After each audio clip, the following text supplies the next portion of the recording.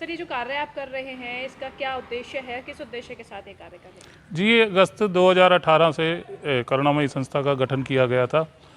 बचपन से ही इच्छा थी कि जैसे लोग जो होती है ना कि जिसके मन में होती है वही कार्य होता है। मेरे को बचपन से ही ये शव दिखाई देते थे जो अस्पताल ले जाते जा रहे होंगे रिक्शा पे या कोई किसी अन्य माध्यम से, और फिर पता लगता था कि लावारिस शवों का बहुत बुरी तरीके से वो होता है, संस्कार होता है। संस्कार तो नहीं बोला जाएगा, उन्हें जलाया जाता है। उस समय तो ये होता था कि उन्हें जला दिया गया लावारिस शवों को।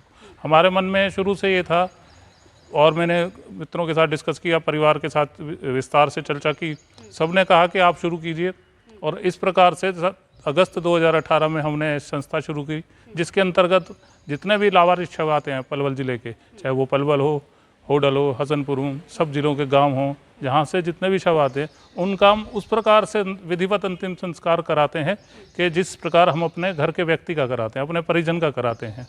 पूरी लकड़ी, हवन सामग्री, चंदन, देसी घी, सफ़ेद चद्दर, सभी प्रकार का कार्य उसी प्रकार होता है जैसे हम अपने परिजन का कराते हैं। तो सर, कितना समय लगभग आपको हो गया है? देखिए, अगले महीने 10 तारीख को हमें 5 साल हो जाएंगे, और 367 शवों का अब तक हम अंतिम संस्कार करा चुके हैं। कितने लोगों की टीम कार्य कर रही है? हम 10-12 साथी हैं, जिसमें 4 महिलाएं भी हैं। हम सब मिलके इस प्रकार से कार्य करते हैं।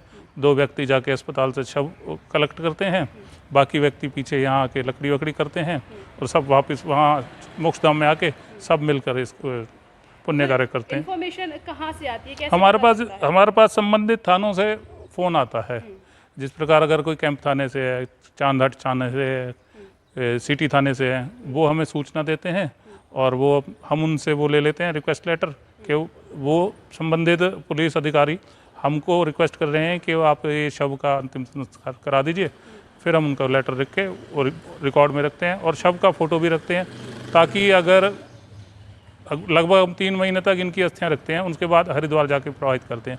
इन 3 महीनों में अगर किसी के परिजन आ जाते हैं ढूंढते ढूंढते, और वो शव का फ़ोटो पहचान लेते हैं, तो हम पुलिस के माध्यम से उनको उनके परिजन की अस्थियां प्रोवाइड कर देते हैं। सर, किस तरीके से बॉडी को यहाँ लाया जाता है? कोई वाहन भी चलाया हुआ है? हाँ जी, एक शव वाहन हमारी संस्था का है। हमारे सतीश बाबू जी हैं, उन्होंने हमें डोनेट किया हुआ है, संस्था का वाहन है। वो शव वाहन हमारे लावारिस शवों का भी लाता है, और सामाजिक जो होते हैं शव, वो भी उसमें भी प्रयुक्त होता है, और बिल्कुल निःशुल्क है जी।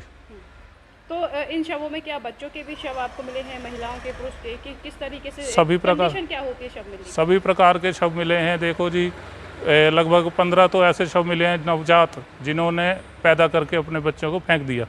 लगभग 15, जिसमें से 2 लड़के थे और बाकी लड़कियां थी। और एक शव मिला जी, मोहम्मदन थे, मुसलमान था। उनको हमने मुस्लिम विधि विधान से पूरा उनका दफनाया कब उसमें। तो इस प्रकार से फिर हम इनके 3 महीने बाद हरिद्वार ले जाके अस्थियां प्रवाहित करते हैं। और जब पितृपक्ष आता है, श्राद्ध होते हैं जो पितृपक्ष की अमावस्या पे, इन सब का सामूहिक श्राद्ध करते हैं, और एक भोज का आयोजन किया जाता है जिसे हम भंडारा कहते हैं। तो सर, लगभग अभी कितने जगह आपको सम्मानित किया गया है? क्या कोई अवार्ड भी आपको दिया गया? नहीं, ये कार्य हम सम्मान के लिए नहीं करते, परंतु जो जनता का स्नेह है और सामाजिक लोगों का प्यार है, वो हमें सब जगह से मिलता है। पलवल की लगभग सभी सामाजिक संस्थाएं, जिला प्रशासन पलवल, जिला प्रशासन फरीदाबाद और दिल्ली की 1-2 प्रतिष्ठित संस्थाएं, सभी ने सम्मानित किया हुआ है। वो ऑन रिकॉर्ड है जी। तो सर, क्या इस कार्य को करने में डर नहीं लगता? किसी तरीके की कोई भय नहीं, कभी ऐसा कभी नहीं होता। पहले दिन से ही नहीं हुआ कभी भी, ऐसा तो कभी हुआ ही नहीं है कभी। क्योंकि कई बार हमारे पास इस प्रकार के शव आते हैं कि 1-1 महीना पुराने, 2-2 महीने पुराने। अब मैं आपके माध्यम से नहीं बोलना चाहता, पर उनकी कंडीशन बहुत दयनीय होती है। फिर भी हमें उस कार्य को करना है तो करना ही है। मनोज, अक्सर देखा जाता है शव के साथ बहुत सारा सामान आता है, जैसे दवाइयाँ हो गई या व्हील चेयर्स हो गई, और भी बहुत सारी चीज़ें हैं। उनका क्या मतलब यहाँ किया जाता है, किस तरीके से? हाँ जी, ये आपने बहुत अच्छा प्रश्न किया, क्योंकि ये बहुतायत में देखा गया। क्योंकि लगभग हमारा हफ्ते में 4 या 5 दिन यहाँ मोक्षधाम में चक्कर आना होता ही है। देखते हैं दवाइयों के बंडल रखे हैं, सीट रखी हैं, व्हील चेयर टाइप, छड़ी रखी है, बेंत रखी हैं, और कई बार तो इससे भी ज़्यादा, जैसे जो परिजन जो मृतक के कपड़े होते हैं जो बिल्कुल अच्छी कंडीशन में होते हैं ऐसे रखे पड़े होते हैं। मैं आपके माध्यम से कहना चाहूँगा जिस प्रकार से हमारी संस्था है करुणामयी संस्था या और भी एनजीओ काम कर रही हैं, किसी से भी संपर्क करके उनके यहाँ पहुँचा दीजिए ताकि किसी ज़रूरतमंद के काम आ सके, ना कि किसी उसमें जो धार्मिक भय की वजह से आप उसको मोक्षधाम में छोड़ें। मैं तो आपके माध्यम से अपील करना चाहूँगा, बार बार हाथ जोड़ के अपील करना चाहूँगा कि इस प्रकार का कार्य ना करें, ये संस्थाओं को दान दें तो ताकि ये जीवन चक्र चलता रहे, किसी के काम आता रहे। रेणु जी, करुणामयी संस्था है और किस तरह का कार्य कर रही है, क्या मुख्य उद्देश्य है इसका?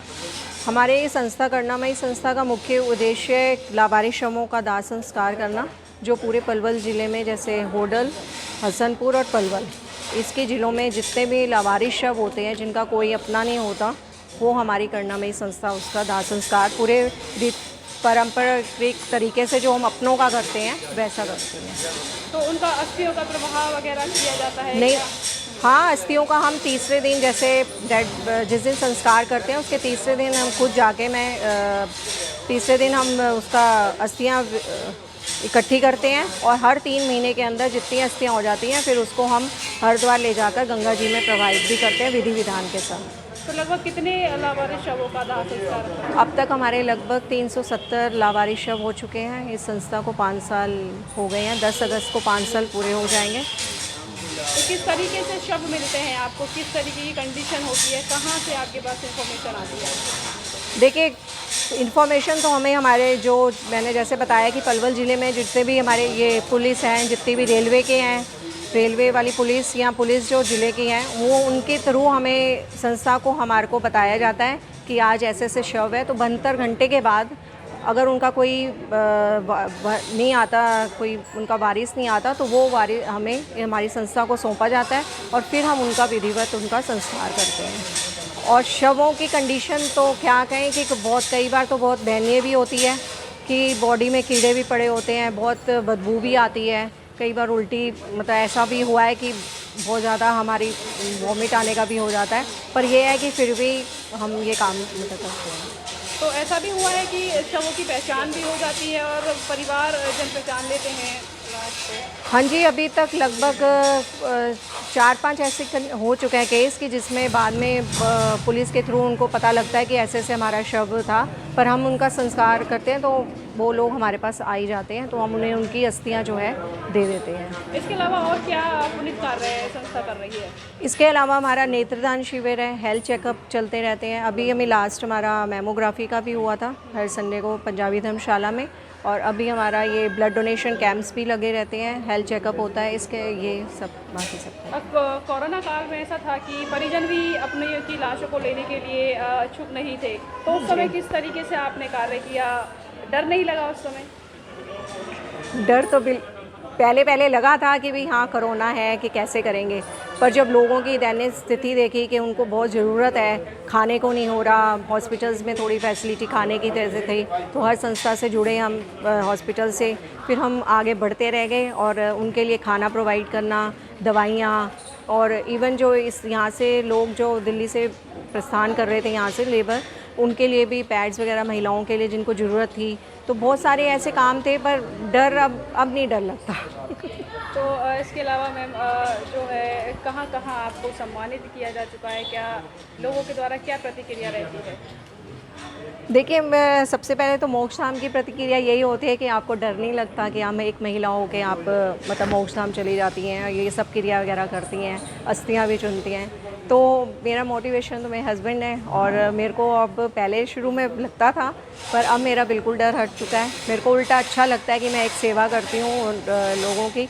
और बाकी सम्मानित की बात है तो सम्मानित तो बहुत सारी संस्थाएं कर चुकी हैं, इनमें से जैसे एबल हॉस्पिटल है और WBTR है जो दिल्ली में है, उसमें रानी लक्ष्मीबाई का मेरे को अवार्ड से सम्मानित किया गया था।